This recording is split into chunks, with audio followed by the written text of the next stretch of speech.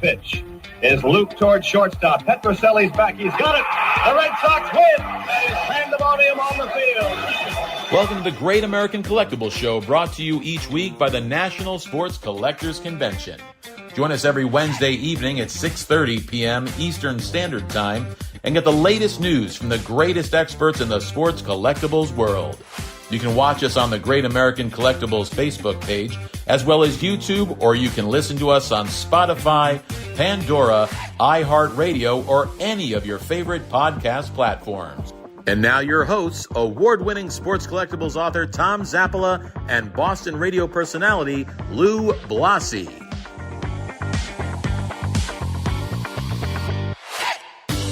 You know, Louis, I'm just thinking we should have opened up today's show with a little Guy Lombardo music. You know, I mean, it's New Year's Eve. Happy New Year. Happy New Year to everyone. Happy New Year to all of our viewers and listeners. Louis, Happy New Year. Happy New Year. And tomorrow you have to work all day at the casino, correct? Yes, I do. Yes, at the sports book. Yeah. So what do? You take the money? Actually, I'm supervising tomorrow, so Supervising the casino. making sure all the TVs are right. Every TV in the freaking building. Now, tomorrow's I want you to pull some money for him. Exactly. Well, first of all, let's say welcome to I'm really, really excited about this. Is kind of like a fun show. It's our last show of the year. Dan Wulkan from Memory Lane Auctions. Dan has been with us since day one. You guys have been with us, Dan. 1968. I was -3. Not that long. And this gentleman, It only feels that way. really, I've been trying to. I've wanted to get this gentleman on for the last 2 years. Many of you know him, Tracy Martin from Ohio, and Tracy doesn't own a business, but he has probably. I'm gonna go on and say that this is probably one of the best private baseball memorabilia museums in the country. Would you agree with that, Dan? You've seen a lot of them. Absolutely. I went through his website. Tracy, I went through your website and saw, all the old vintage gloves. And I'll tell you, a lot of the stuff you have, you should get on the list with films, because, letting films borrow this type of stuff and renting it to them, you can piggyback that and build the value if it's in a film. That's a good point. And Trace, listen to him, because Dan is in the industry. He was in the movie industry, film industry in Hollywood until they escorted him out of the city. But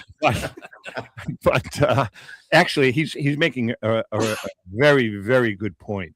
Yeah. What else? Before we start, again, it's been a great year. Lou, we've had a good year. Danny, Tracy, I think we're all blessed. Man. That things have been good for us. And Ellen and I and Rico and Lou and even John Mallory, who we miss dearly. Mm-hmm. We had a great run with all these people, and He's fine, by the way. yeah, The way you put that. I know that. I know for a second. I did text. I'll tell you what, man, he doesn't come up for air anymore, Louis. No, I know. He's got a Got a lot girlfriend. going on. Yeah, he's got a girlfriend, and boy, that's the end of that. All right, let's start with Tracy. Now, Tracy is going to be with Dan and Lou and myself the whole hour. We're going to talk about Tracy's collection, but we're also going to talk about vintage baseball. Memory Lane has a blockbuster winter. Is it a winter rarities auction? Is that what you're calling it? Yeah. The winter rarities auction. It starts the previews on the 2nd.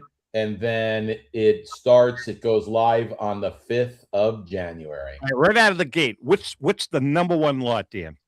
There's so many lots that are in the auction. I mean, we've got a stellar PSA 8 Cobb, T206 Cobb with the sweet cap back. We've got a PSA 8 bat on shoulder Cobb. We've got multiple Mantle rookies, like a PSA 5, an SGC 5.5.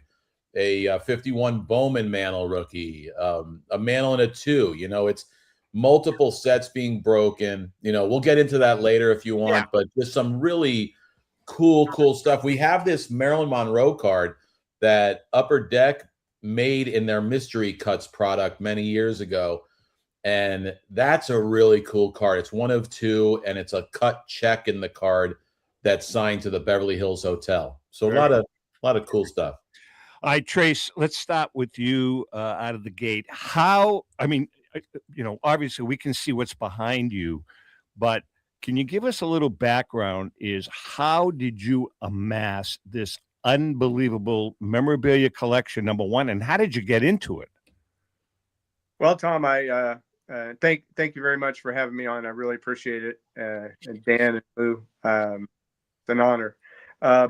I started when I was a kid, just like most of us did. 8, 9, 10 years old, and it really started my uncle Jim. He gave me some baseball cards when I was visiting my grandmother. He was in the service, and that really got me started, interested in it. And I grew up in the Dayton. I was born and raised in Dayton, so an hour north of Cincinnati. And I was watching the Big Red Machine during the 70s and just fell in love with baseball and collecting their cards. And even at home when I was growing up, my room had posters and pennants and hanging on the walls and the ceilings. And it just never stopped. And in the around 1993, I started playing vintage baseball here in the Columbus area. I moved up here for work in 84. And so that sparked my interest in the history of the game, the early days, the 19th century stuff, and the origin, how baseball began, some of the early teams. So I saw the images, and all these great old photographs had equipment, the uniforms, the bats, the gloves, the catcher's equipment. And, that time period in the 80s and 90s where they flooded the baseball card market, it really kind of, was kind of bitter. And I sold some of my cards and started collecting the memorabilia then. And I got this crazy idea to try to put together a collection that would show the history of the game through equipment and evolution, a timeline. Basically, I wanted to find a piece, a uniform, a bat, a glove from every decade as early back as I could. So when I started collecting, it was really, it was easier than it is now. Around in the 90s and Sure. thousands, it was a lot easier to find this stuff. Nowadays, it's almost impossible to find an old uniform from the turn of the century. You just, in any kind of grading or quality, it doesn't even have to be a professional uniform. They're just hard to find that stuff. The early gloves, some of the early bats, the baseballs, even the stitching changed. The early days, it was kind of like a lemon peel, and they were all handmade back before they started manufacturing it.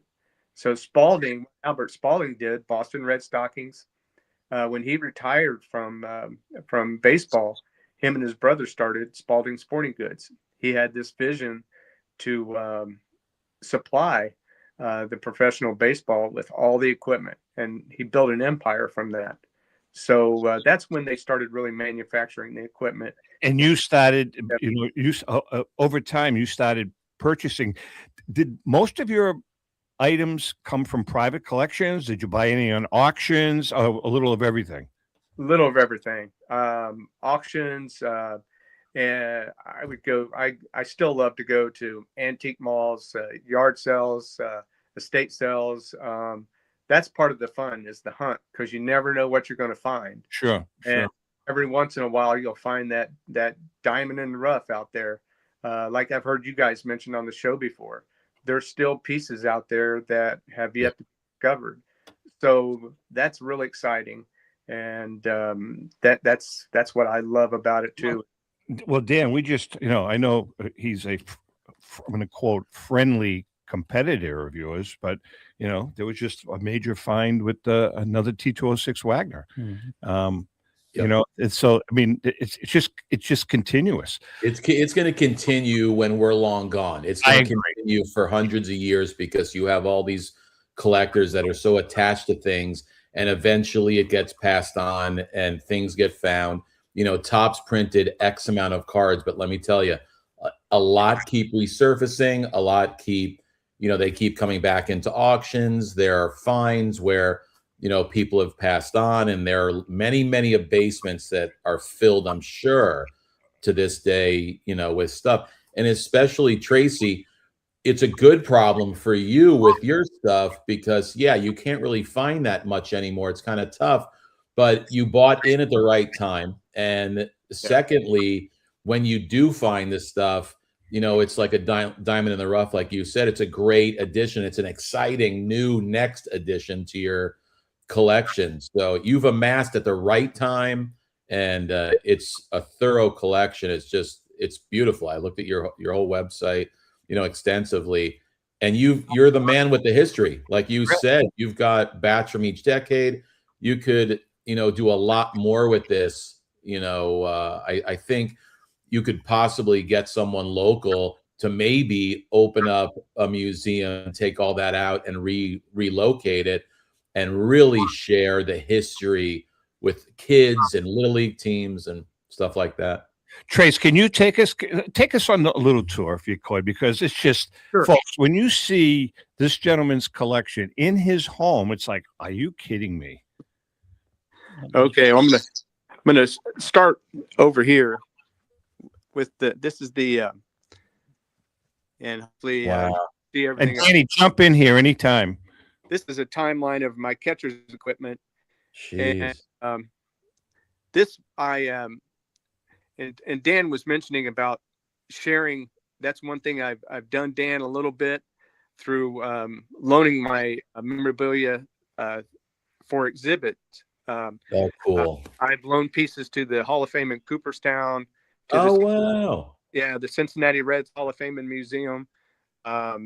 This case right here has some very early baseballs in it. Some of the lemon peel, some of the gusset style. These are all handmade up here on this top row. This is a trophy ball right here. Those are really tough. That's from the 1870s. And also, I love the old photographs too. One photograph you guys might find kind of cool is this one right here. This is the Columbus Panhandles team from 1907. And the gentleman in the middle here, that's Joe Carr. He's an NFL. Oh, yeah. Football owner, right? He was the manager of that baseball team. And Joe Carr was from here in Columbus. Yeah. Didn't he have something to do with the NFL as well? Yeah, he helped found the NFL. The NFL headquarters was here in Columbus for a few years, right on Broad and High, right across from the Capitol. Oh, wow. Yeah.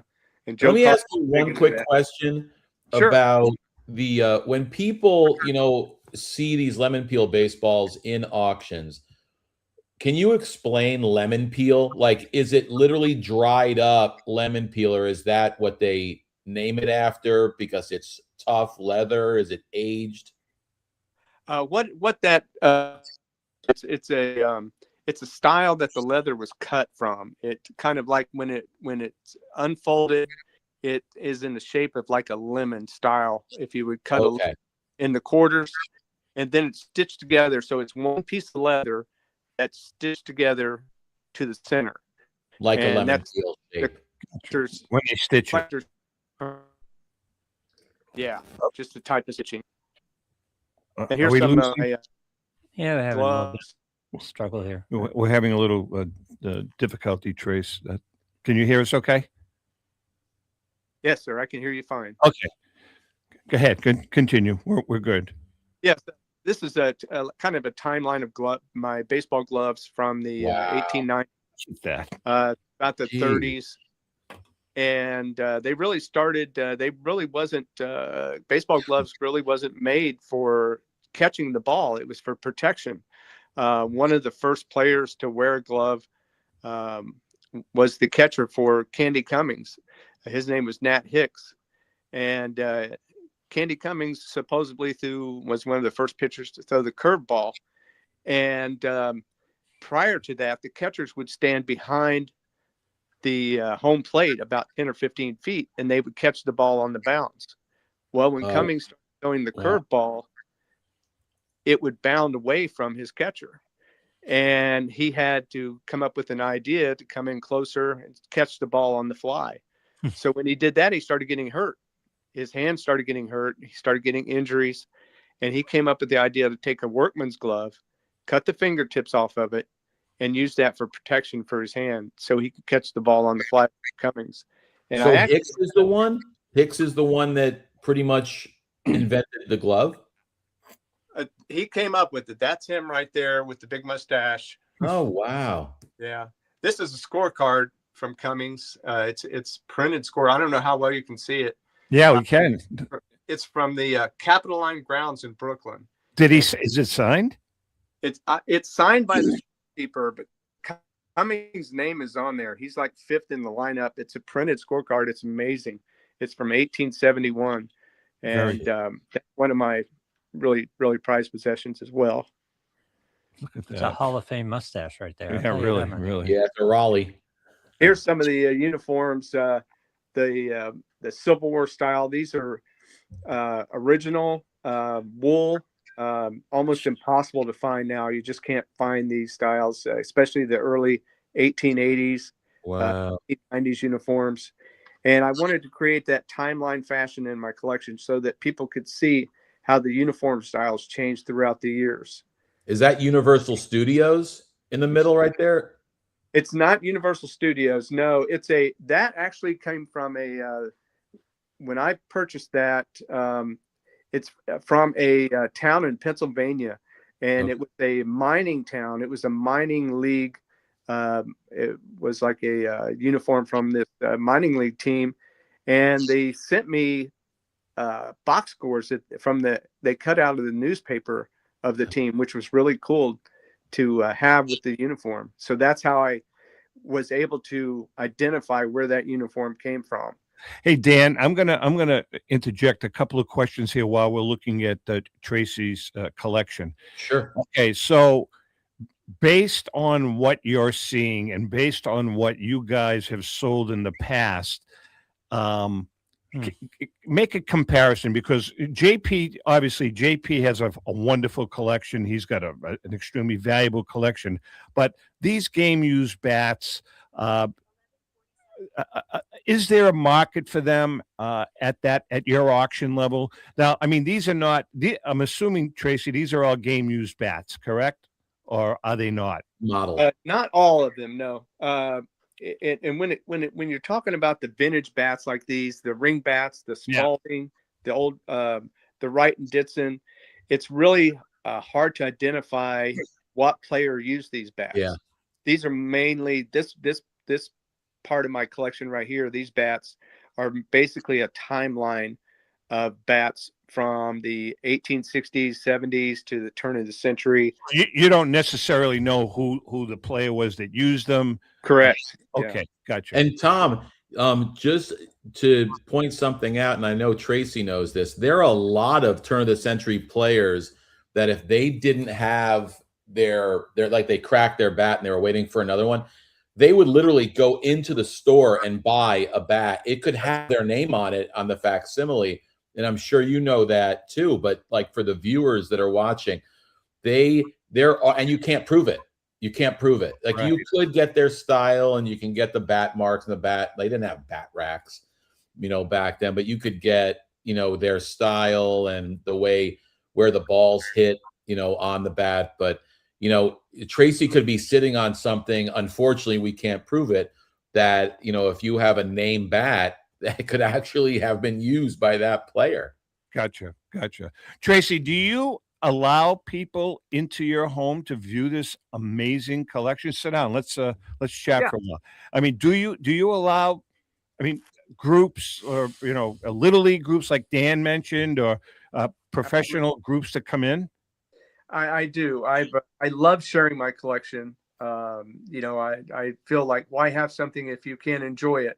And I've heard you guys talk about different pieces, different folks' collections. So, what do you do with things? Do you put it away? Do you hang it up? Do you put it in a safety deposit box? And of course, some of the cards that you guys have talked about, you got to protect them. But when my son was young, he played travel baseball, and at the end of every year, we would host the baseball team and have a cookout, have all the players and their families over. And my son Trevor, he just have all his friends over, and we would bring them downstairs. And I think the dads enjoy it more than the sons did, actually. Oh, I'm sure. I'm Yeah. sure. Yeah, but I love sharing my collection. I do a lot of, I've put together some PowerPoint presentations. I love talking about the history of the game, the origins, the equipment, and I take pieces and set up too at different events. Time and time again, I'll do that just so that people can see something. It's one thing to look at a picture or to see something on TV or something like that, but to actually hand a baseball glove from the turn of the century and say, here, put that on your hand. This is what they used. You know, it's just to see their face, you know, they're just like in awe. Very cool. So I like to share my collection, and I have friends come over and family members time and time again, you know, to see the collection. Yes. Hey, before we take a break, Dan, you know, JP took Ellen and I on a virtual tour of the vault with his collection. Oh, it's I mean, it's jaw-dropping. It's insane. And back to what Tracy said, like people want to feel touch, they want to hold it. Amazingly enough, when I started playing Little League, probably 10, 11 years old, I pitched and I played first and third. I purposely, because I was also collecting baseball cards, I found an old glove at a garage sale. I bought it for like $1. I actually played in the game with it. I wish I had photos, because then it was probably like 1982 I was playing with it at 11 years old, and the glove was from like the 1930s. I just wanted to play with that glove in one game. Very cool. People want to feel it. Yeah. Just before we take a break, JP, he needs to do something with that collection as far as the museum goes. Yeah, we have a walk-in vault, and our whole plan over the years was to make that a museum. It's become such a storage unit for our auctions. I mean, it was jaw-dropping. Ellen and I kept saying, "Are you kidding?" I mean, Trace, just you can appreciate this. He's got a lot of Babe Ruth, a lot of Lou Gehrig, but not just like a Lou Gehrig ball. Like one of the items he showed us is the autograph book. No, well, the autograph book we saw, which was cool, but the thing that was really cool was he's got a check signed by Lou Gehrig, made out to the hotel next door to the Mayo Clinic the morning after he was diagnosed with ALS. He was checking out. I mean, he's got stuff like that, man. And I'll tell you one thing, but like you said before we go to break, one thing I got to stress to people out there, it doesn't matter what you pay. You know how many times JP has overpaid for things? It's because of scarcity, because there will always be a buyer later on, but good luck in trying to get it out of his hands. Great point. All right, so we're going to take a break. We come back. We have another CJ moment, and then we're going to switch gears a little bit and talk about the huge auction coming up at Memory Lane. And by the way, I don't know if you know this, but Ellen and I are coming up to your facility in June. Nice. With our photographer to do the photo shoot for the cover. So very cool. Yeah, we're going to have some fun with it. All right, we're going to take a quick break. Hang in there. We shall be right back.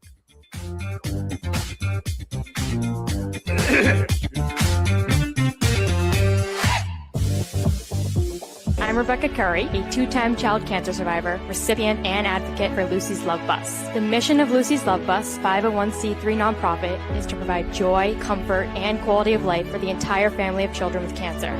Since 2006, they have delivered love and comfort to over 3,000 children with cancer and their family members across New England. The dream of Lucy Grogan, an 11-year-old cancer patient, was to help kids with cancer who are suffering right now, before there is a cure, by offering free, integrative therapies like art, music, horseback riding, and many other activities. Unfortunately, Lucy passed away, but her dream lives on, and today Lucy's Love Bus is thriving. I'm Red Sox Hall of Famer Rico Petrocelli. I hope that you'll consider supporting Lucy's Love Bus and all of those children who have been stricken by cancer. The Great American Collectibles Show is partnering with Lucy's Love Bus to help these kids. Let's continue Lucy's dream. Please go to lucyslovebus.org for more information. Since 1996, Brian Drent and the staff at Denver's Mile High Card Company have led the charge in the collectibles hobby. Mile High is a full-service dealer specializing in buying and selling cards and offers a competitive consignment program for all collectors.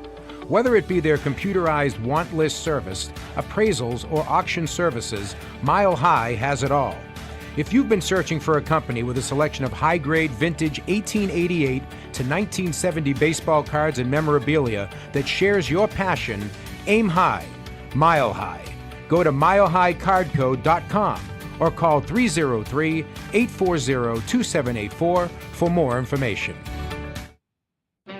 This is Brian Drent, president of Mile High Card Company. Is your sports card and memorabilia collection properly insured? For easily replaced personal property, homeowners insurance is all most people need. But for prized possessions that you may have spent a lifetime collecting, it doesn't go nearly far enough. Collectibles Insurance Services has been insuring for over 50 years. They offer a full range of protection and a $0 deductible at an affordable rate with no appraisals required. I know because they insure my collection. If you have a minute, go to collectinsure.com and learn more about insuring your personal card or memorabilia collection. Hi, this is Dan from Memory Lane Auctions, here to remind you that the renowned Memory Lane Collectibles Company has served as a beacon of light to the collecting community for the past several decades. Indeed, folks, it has been our utmost privilege and pleasure to provide the most enthusiastic collectors with an abundance of the finest sports cards and memorabilia for America's most coveted sports personalities via our world-class auctions. Whether you choose either a private sale transaction or the auction route, Memory Lane cordially invites you to reach out to us to maximize the value of your prized possessions. Also, it is not just sales that we pride ourselves on being the best of the rest, because if you are seeking a particular keepsake for your esteemed gathering, we will be relentless in our quest to find that special piece to fulfill your collecting dreams. So no time to wait. Reach out to us today for the purposes of capitalizing on our unparalleled marketing capabilities. Simply pick up the phone and dial 877-606-5263. That's 877-606-LANE, or find us on the World Wide Web at www.memorylaneinc.com. Now is the time for your valued consignment to ultimately become another one of Memory Lane's record-setting prices. How would you like to own the bat that was used by your favorite player when he hit that towering home run or game-winning base hit? Now look no further than JT Sports, specializing in the sale and authentication of professional game-used bats. As the official authenticators of professional model game-used bats for PSA DNA, JT Sports will guarantee the authenticity of any bat purchased from them. JT Sports also buys and sells game-worn uniforms, gloves, and baseball equipment. The unique quality of the collectible is what JT Sports is all about. Give them a call at 609-487-8003 or check them out at GameUseBats.com.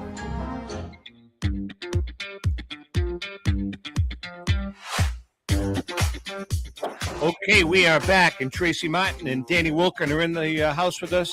Dan's having what do you have, Dan? An energy bar or something? Everything all right? Dan, you okay? Oh, yeah. You sure? It's been so busy here, you could not even imagine. Yeah, we're doing videos for our website. This is something totally new where everybody's doing videos and pulling different I've seen a couple that on Facebook. That JP has done. I've seen a couple. Actually, tell him, honestly, you should be doing them. Tell him to back out. You've been on the camera a million times. All right. Every day has to be an adventure at Memory Lane, doesn't it, Dan? God. I'll tell you, there could be a new TV show coming up with just me and one other individual that I've been approached. I don't know why you don't. I've always wondered that. I mean, you were fabulous on Pawns. How long were you on Pawn Stars for? 5 years. I did 50 episodes over 5 years. You were great. I think you'd be great at it. Just keep JP off camera. All right, it's time for another Crackerjack moment brought to us each week by our friend Paul Borges and PB Collectibles. Go to pbcollectibles.com for that special vintage card at an amazing price. Louis, I got to tell you, Paul called me yesterday from Florida. Yeah. He's looking for a second location in Florida now because he doesn't want to come home. But anyway, I don't blame him. all right. This week's Crackerjack, and again, I've said this over the weeks. The reason we're doing Crackerjack Moments is because our illustrious book distributor found 4 cases of books that we thought were sold out 4 years ago, and we want to get rid of them. So you can go on tomzapplermedia.com to purchase the book. I think it's like half price or something, but we've got, I think we have like 2.5 cases left. Anyways, this week's, one of my favorite players in the Crackerjack collection, Chief Myers. One of the more captivating players of the Crackerjack collection, John Tort's Chief Myers was a man of many talents who made his mark on our national pastime.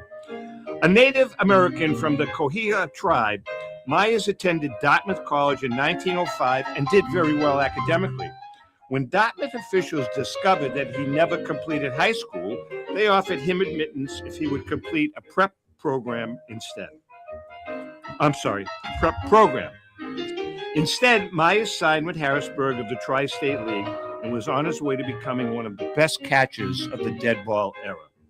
As he worked his way up through the minor league ranks, dealing with the racism that was prevalent at the time, Myers' experience in the Northwestern League and the American Association was difficult, to say the least.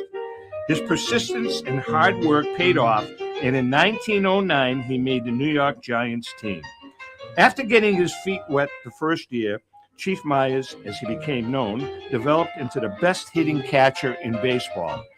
In 1911, he batted .332, and in 1912, not only batted .358, but his .441 on-base percentage led the league. For 3 consecutive years, Myers was a candidate to win the Chalmers Award as the most valuable player. From a defensive standpoint, he was better than average and worked very well with his pitches. As his popularity increased, Myers played the vaudeville circuit in the offseason, demonstrating pitching and catching techniques with his battery mate, Christy Mathewson. Outside of the diamond, Myers was considered an intellectual who frequented museums and enjoyed engaging in political debate. Going into the 1915 season, the wear and tear of catching began to take its toll, and Myers' skill began to diminish. He spent the 1917 between Brooklyn and Boston while joining the U.S. Marine Corps to serve in World War I. Wow. Upon his return, Myers played and managed in the minors until 1920. After leaving the game, he served as police chief and later worked as an Indian supervisor for the Department of the Interior. And that's another Crackerjack moment. To go to tomzapplermedia.com/Crackerjack Collection to order your copy of the Crackerjack Collection, Baseball's Prize Players.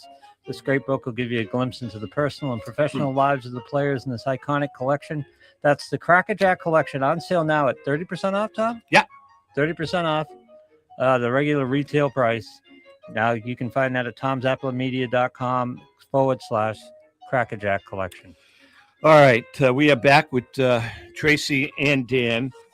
Hey, Danny, so let's talk about the auction. You've got a big winter rarities auction coming up. Opens up the 2nd. When is it closed, Dan? Preview opens up the 2nd, and then it goes live on the 5th, and it ends January 31st. Obviously, we have the ends at 7 p.m. Eastern Standard Time with the 15-minute rule. But I'll tell you, I'm gonna have, these are hot off the press, these catalogs. So everybody's gonna be getting them in the mail soon, and I'm gonna kind of go through and point out a couple. I mean, we've got a bunch of T206s in the auction. We've got a PSA 8 Cobb with, like I said before, bat on shoulder in an 8. And then we have, and there's 2 variations, because there's a Sweet Caparel 350 25 and a 350 30, both PSA 8s. Getting into some memorabilia, we've got a really cool check. It's a Chicago Cubs payroll check to Grover. Tracy, pay attention to these now. Bid big and bid often. A catalog. I'm sorry? We have to have Dan send my wife a catalog. Absolutely. Gift idea. Dan, let me tell you something about your catalog. Send it to the wife? Oh yeah, she's going to go through it. She's going to make the choice. But Dan, I got to tell you about your catalogs. They are spectacular, and they make amazing bathroom reading. Oh yeah, it's funny you say that because Dead I serious. met someone very, very well known who told me that was his peace of mind when he could leave the living room where someone else was, and he didn't even have to go to the bathroom, but he'd get in the bathroom, and he'd had that. May he rest in peace. He had that catalog right there, and I'm like, more. Great. That's why he ended up reaching out to us with his game used collection. Right. And he had some amazing, amazing stuff. So we've got Ruth's home run. Well, back to the Chicago Cubs payroll check. A payroll check signed to Grover Alexander. Oh, wow. So, and keep in mind this check was from 1919. So I think he was in World War I and came back. And then I think this was when he signed it, when he started playing again. So we've got that. We've got a baseball signed by Babe Ruth, Lou Gehrig, Jimmy Fox, and a bunch of others. We actually have something for you, Tom, a Christy Mathewson signed canceled check. Okay. Yeah. Beautiful. But check this out. How about a Bears-Packers 1939 program? Wow. It was played at Gilmore Stadium, signed on the front by Curly Lambeau and Jim Thorpe. Wow. Among like Don Hudson and George Halas. And now let's talk about that piece. Did that piece come from one private collector, Dan? It was passed down to him. He was local. He talked to a couple of our competitors and felt very comfortable with us, came over, and next thing you know, it's in our auction. So this is a fresh to the hobby item. Yeah. Total. You know what else we have, which is really cool? I want to show you a photo of this. And Tracy, you might really love this. It's a hat signed by Babe Ruth. Okay. Wow. But it's really cool because it's one of his, top hats that he wore. And there are photos of him out there, with that hat. So another cool thing we have is a 65 Power Memorial high school ticket. Whoa. In a PSA 8 with the program from the original consigner who was at the game. Unfortunately, I'm pretty sure they lost that game. They won the first one in 64. Wait a second. Who are they playing? Do you remember? DeMatha. Let me tell you something. Just a little backstory about Power Memorial, that team. Yeah. One of my college roommates was the 7th man on that team. No way. Yeah, Steve Donahue. And then he went on to coach at, I think, Long Island University. But that was the Alcindor team. Correct. And then Steve, my college roommate, wound up the last head coach at Power Memorial before they closed down. No way. You got to ask him if he has stuff or if he knows some of the players from way He's back. got tons of stuff, but that he's was working all the time. He's working. Yeah, that Power Memorial, man, Louis, that Power Memorial team, that was. They were 71-0 before they lost in 65. So a great team. 71-0. Other items that we have, some items that we got from the Tom Candiotti collection. A game used Jerry Rice jersey. Tom was really close with a lot of athletes, a lot of, sports personalities, and they loved him. So the fact of the matter that he was able to become friends with Joe Montana, John Elway, and they would ask him, they would say, "Hey, Tom, you want to swap jerseys?" Back then it was like no big deal. So he just, he collected this stuff, and I'm not saying he hoarded it, but everybody wanted his stuff. So he traded a lot when he played. You do know, Dan, you do know the backstory in his card collection. Oh, I do. Tom Candiotti, Oh, God. you can read it in the Diamondbacks book. The Diamondbacks collection, the 50 greatest cards in existence. A large part of that collection at one time belonged to Tom Candiotti. And I don't know if you know that, but then he sold part of it to Ken Kendrick. Right. Yeah. And I remember being on the plane when we had all the cards in one sleeve in a PSA box. God. Bringing them to Ken. So we've got a 1910 postcard of Walter Johnson, the big train. It's the Wiser Wonder postcard. Shoeless Joe Jackson, a PSA 4.5, a 1915 Cracker Jack, number 103. Tracy, that belongs right in your museum there. It absolutely Yeah, does. there's a lot of Cracker Jack cards, a bunch of caramel cards, a Gowdy Ruth in a PSA 6, a rookie Spawn, the PSA 9, the 48 leaf, a 48 leaf Jackie and an SGC 6. Just a ton of rookies like Satchel Paige and Yogi Berra. There's a big mantle collection that we got of some really, really rare mantle pieces. Steve is asking if there's any signed mental cards in the upcoming. By the way, you know Steve Lane, don't you, Dan? Do you know Steve? Yeah. Steve is looking for a. I know. I just got a call yesterday. 52 tops. 52 tops signed mantle. He's on the hunt for one. Yeah, a friend of mine just texted me 2 days ago. You got to find one for me. So we're actually on the lookout. But that's funny. What a small world that he just, is asking. He's driving me nuts. I said, Steve, you're really asking the wrong guy. Right.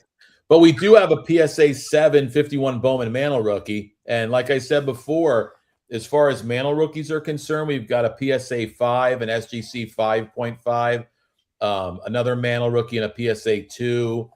And we have unopened packs. We've got signed cards, a massive amount of 1953 tops, including a PSA 8. Well, there's one card. There's one card you have not mentioned that I kind of piqued my interest. Don't you have a signed Larry Bird, Dr. J, that rookie card? A PSA 9 with 10 autos. Holy cow! Right? Yeah. The three autos are signed, and it's a 10 on the autos, and it's signed by all three players. Wow. Yeah, that's pretty stellar. That's really stellar. I actually could show you a photo of that. Yeah, I mean that's are you kidding? That's incredible. Yeah. But we have I'll tell you a quick story.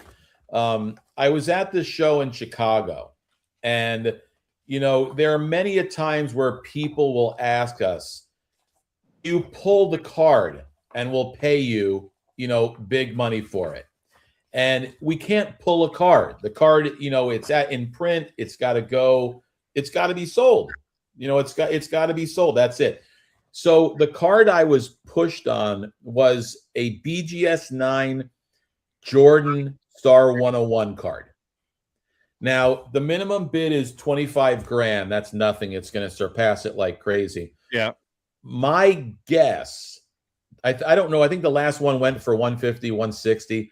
My guess is that our card, based on the hype, based on the scarcity, based on how much in demand it is, I bet you that card goes for $250,000. I'll just tell you right now, we were offered a substantial amount of money to the consigner and then our cut.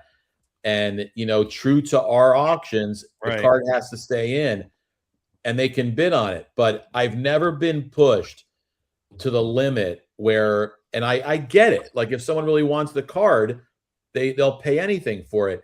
2 people were offering astronomical numbers for this card. Maybe they think it's going to cross over to a PSA 9. Well, it could. It really could. But we have people coming here to inspect it. It's like inspecting a $10 million home. It's like, come on, man. Like it's a card, but I guess it fills their whole run. Tracy, that must make for a tough decision for the seller at this point when he's getting those bids. Yeah, but the seller wanted to keep it in, and in addition to that, it just has to stay in. The thing went to print, so it's right.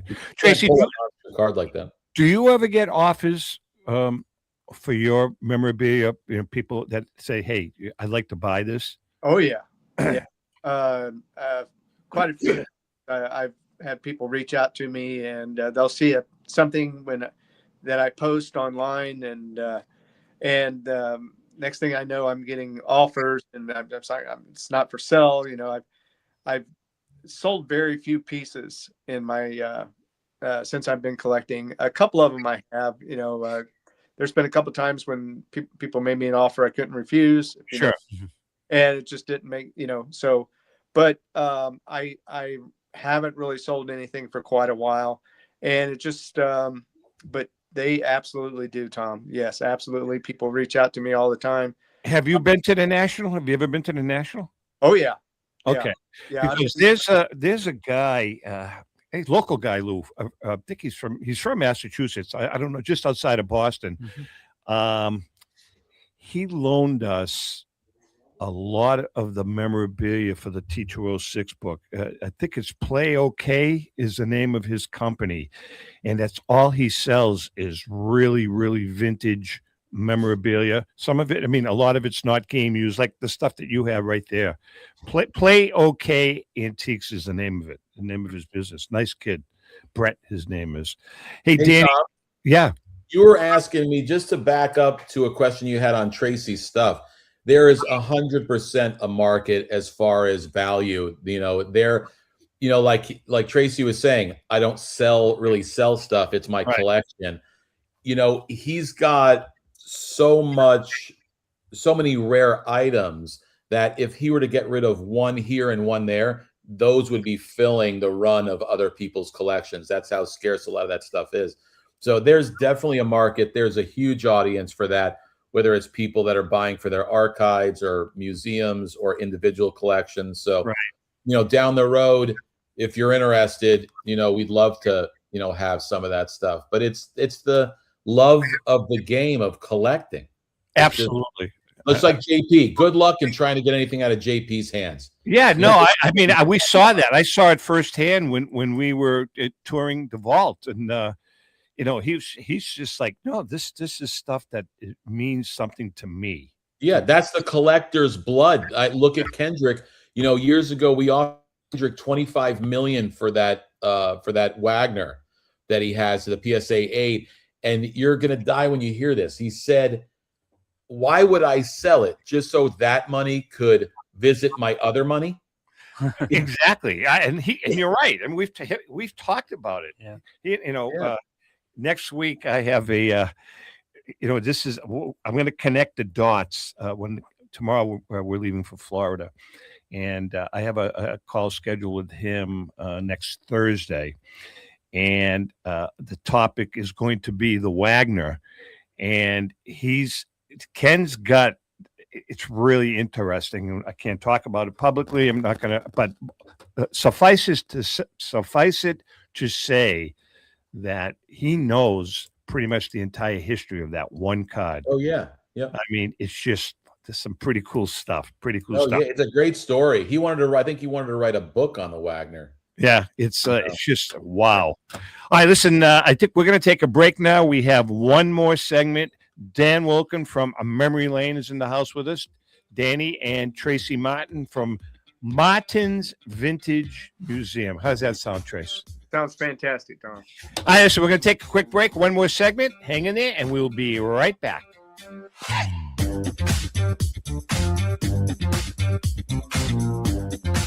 I'm Rebecca Curry, a 2-time child cancer survivor, recipient, and advocate for Lucy's Love Bus. The mission of Lucy's Love Bus, 501c3 nonprofit, is to provide joy, comfort, and quality of life for the entire family of children with cancer. Since 2006, they have delivered love and comfort to over 3,000 children with cancer and their family members across New England. The dream of Lucy Grogan, an 11-year-old cancer patient, was to help kids with cancer who are suffering right now, before there is a cure, by offering free, integrative therapies like art, music, horseback riding, and many other activities. Unfortunately, Lucy passed away, but her dream lives on, and today Lucy's Love Bus is thriving. I'm Red Sox Hall of Famer Rico Petroselli. I hope that you'll consider supporting Lucy's Love Bus and all of those children who have been stricken by cancer. The Great American Collectibles Show is partnering with Lucy's Love Bus to help these kids. Let's continue Lucy's dream. Please go to lucyslovebus.org for more information. Pristine Auction is a family-owned and operated online auction specializing in autographed memorabilia, sports cards, coins, art, and collectibles. Since their founding in 2010, they've grown to 2 facilities in Phoenix, Arizona, totaling over 60,000 square feet, Jared Cavalier and an incredible staff of over 150 team members serve a very large customer base and enjoy every minute of it. By working with leading authentication companies, Pristine ensures all items are 100% authentic. In addition, third-party authenticators regularly travel to Pristine Auction to provide authentication services on site. Pristine Auction strives to operate its business in a way that's honoring to God, their families, and their customers. With a strong focus on speed, quality, and premier customer service, their mission is to be the leading online auction for every level of collector and fan. Pristine also works for Hope Sports and Identity Hoops International, traveling to Mexico to build houses for the less fortunate. Pristine Auction offers several online auction formats with thousands of auctions ending each day. For more information, go to pristineauction.com. That's Pristine Auction, the best in the business. If you're a discerning collector interested in owning the most important pieces in the hobby, look no further than Leland's Auctions. The original sports auction and appraisal house, Leland's was established in 1985 by legendary Pioneer founder Joshua Leland Evans. And today, President Mike Hefner carries on their tradition. From the Tom Brady card and memorabilia collection to the famed Boston Garden auction to high-end card auctions from every major sport, Leland's has always maintained the highest standards. Go to Lelands.com and get your bid in. That's Leland's, the hobby's leading sports auction house for 4 decades. It's often been said that championships are won on the practice field, and world records come only to those willing to work harder than everybody else. Heritage Auctions is the world's largest collectibles auctioneer because we believe that becoming the best is only an invitation to the challenge of remaining the best. This requires the skills of the hobby's top experts, capable of identifying and maximizing value for our consigners. It requires the most visited website in the industry, courting a global audience of collectors over 1.5 million strong. It requires a dedicated press department that expands our global reach far beyond the entrenched hobby marketplace. It's hard work, but a simple premise.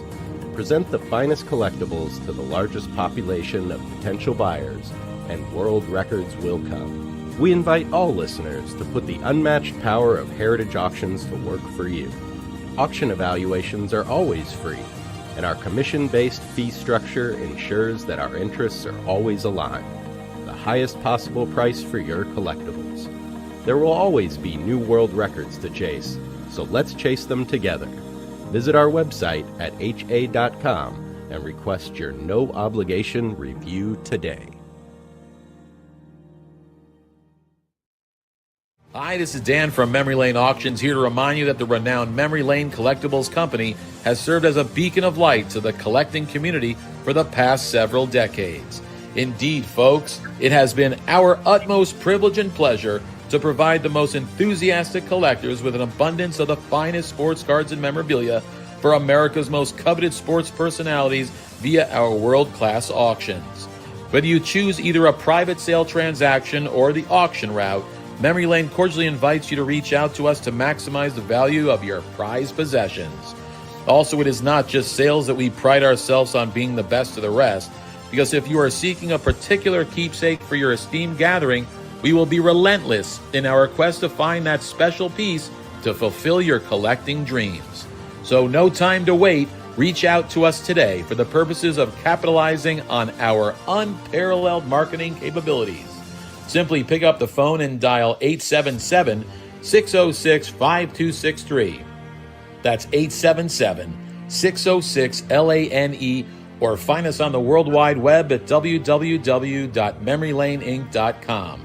Now is the time for your valued consignment to ultimately become another one of Memory Lane's record-setting prices.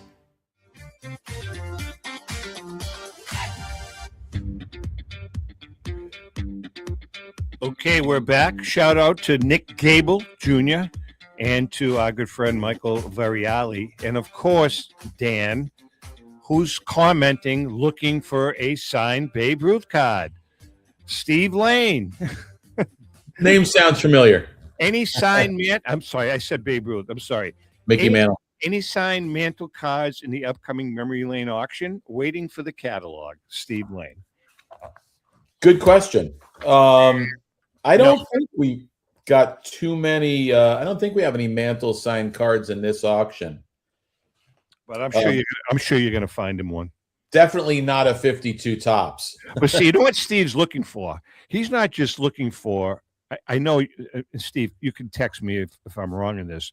He's not just looking for a signed Mantle card, 52 Mantle. He's looking for a signed period Mantle card.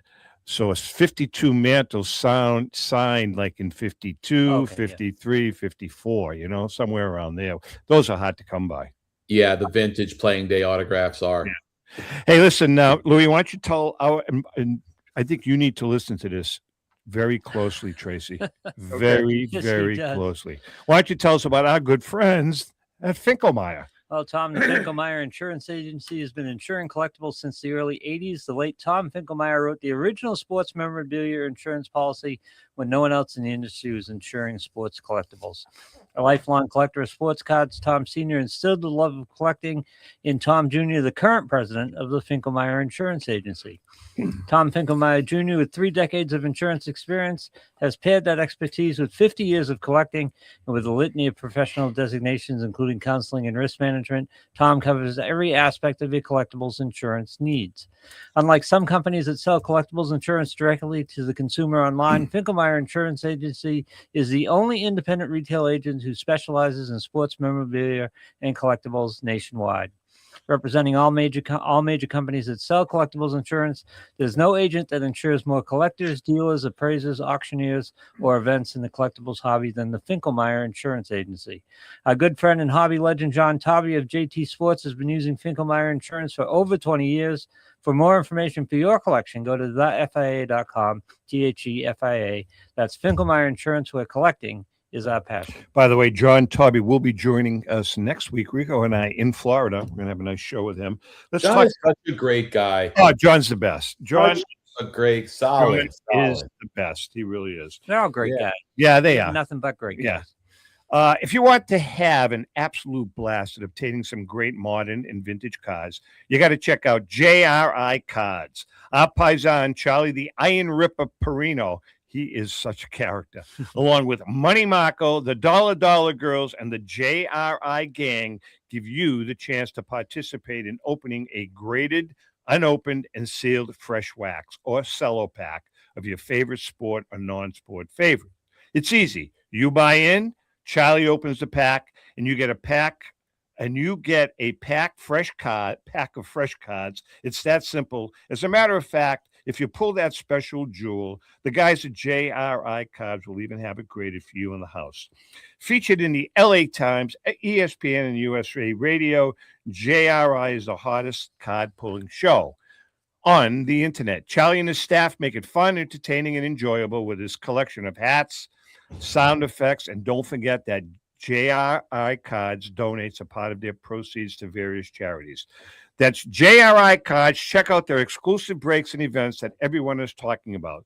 For a great hobby experience, go to jricards.com. Charlie's another guy we're going to be meeting down in Florida. Nice. He's down in West Palm. He's a character. I want to ask both of you guys, what's hot as far as memorabilia? Dan, I know you have your finger on the pulse on the memorabilia end. What's hot in vintage memorabilia right now in the hobby? Game used. I'll tell you, I wanted to say this before. Probably 5 years ago, when I was on the show, we were talking about how hot our hobby is, how with COVID, and it just went through the roof, and there was extra money that people had because they weren't working or going anywhere. I'll tell you, it continues to be a hot market, whether it's vintage game used, whether it's modern game used. I mean, that game used bats, game used. This one thing I don't agree with the prices that they're getting. I'm not a fan at all of game used baseballs. If it's a Babe Ruth home run ball, okay. If it's a shot heard around the world, okay. But when it comes to the ball that got stuck in the Dodger Stadium during the World Series at the bottom that changed the world, or this guy's, these modern baseballs that MLB slaps their hologram on. Oh, the Rojas Homer, right? The Rojas Homer. Yeah, I mean, but hold on. The Rojas Homer is that's a little different because that was an iconic game. But I think I see what you're saying, Dan. There's so many out there now that I'm comparing it to Todd McFarlane, Sosa, and McGuire, and forget about the steroids. Forget about that subject. Let's just say that they're paying millions, and then it's the worst investment, just like a bunch of these modern cards that go for 5, 6, 7 figures and then come down because the next card needs to, people are chasing the next card. So buyer beware. At that. Trace, what are your thoughts on all that? That whole modern, ultra modern card, one of one, this Steph Curry, Panini purple because his jock strap is a piece of his jock strap is in it. It's crazy, man. It's crazy. Well, I'll tell you guys, you might call me a purist, but the first time I heard, I can't remember what year it was when they started doing it. Cutting up Babe Ruth jersey? Cutting up baseball bats, game-used bats, Babe Ruth bat, just to have a 1-inch piece of wood and slap it in on a card. I think that's a travesty to destroy any type of memorabilia like that. I couldn't. I'm not a fan of that at all. I don't own any of those pieces. And as far as the new modern cards, it has gotten a lot of kids back involved in card collecting, which is a good thing. But I'm afraid that these companies are taking advantage of the popularity, and it's kind of similar to what happened.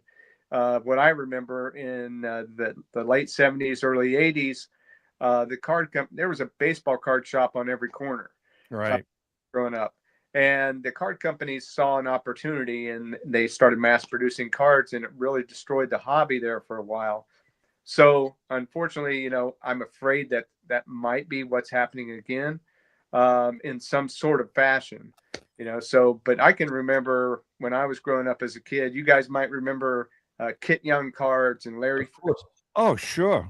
Catalog, and flip through them and order, from Kit Young or Larry Frisch and those guys. That's what it was all about. It was like Dan, you mentioned earlier, the passion, the love of collecting and the sport. And it doesn't matter what you collect, so I'm really excited, when my grandkids get a couple years older, taking them to card shows and getting them involved in it.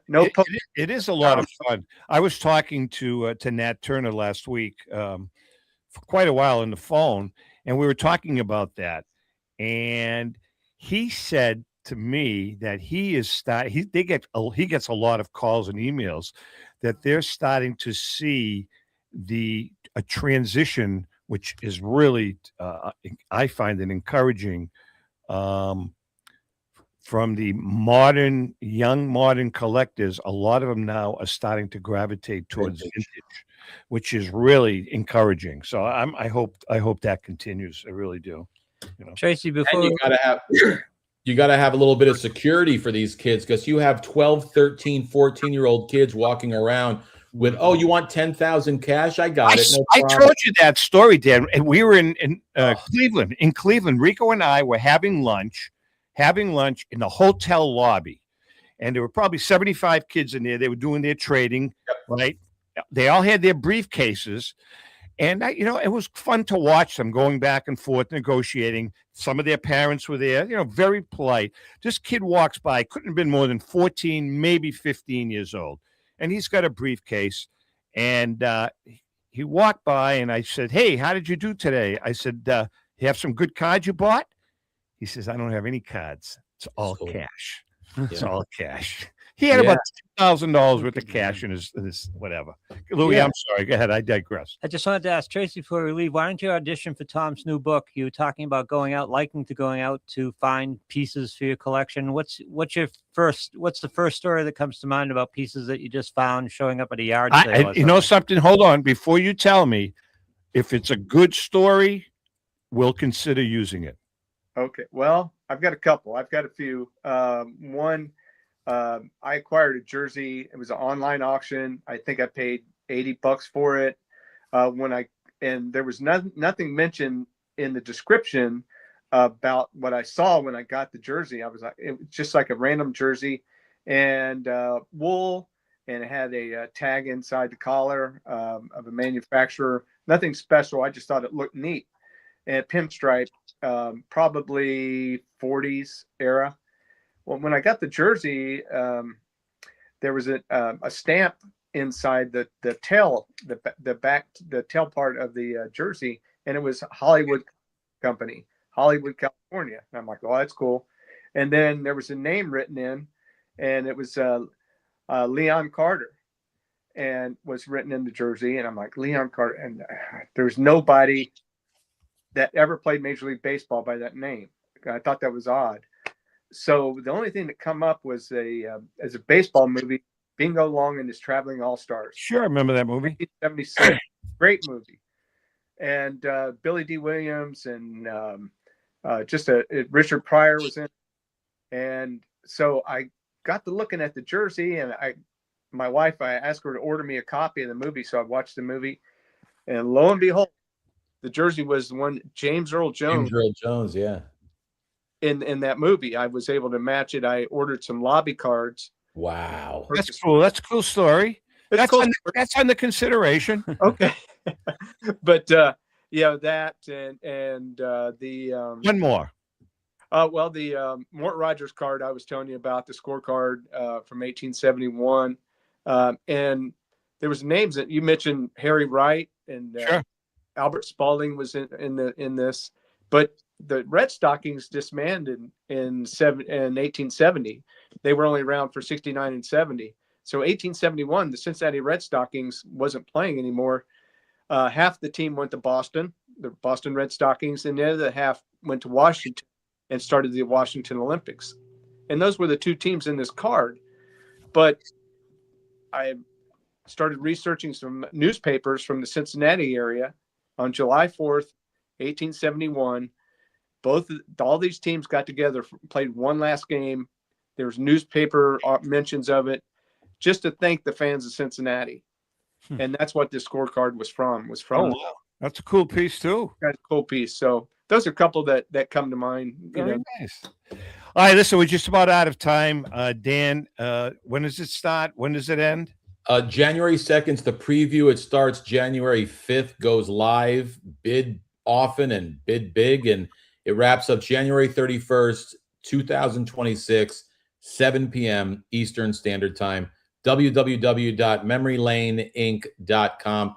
If you have any questions, 877-606-5263. And don't forget to tell JP we need two more. You got, and tell Rico we said hi. I will. And happy New Year. Tracy, thanks so much for joining us, man. Very informative. We really enjoyed it. Louis, happy New Year to you, my friend. I'm not going to see you now till April. I mean, I'm going to see you, but not up front and personal. Say hi to two drunken goats for me. I will. This is a local bar that Ellen and I frequent. And to our viewers and listeners, thank you so much for the past year. It has been a great year for the Great American Collectibles Show, and hoping that 2026 is the same, and good health and happiness to everyone. With that being said, happy collecting. Thanks, Tom. You're good.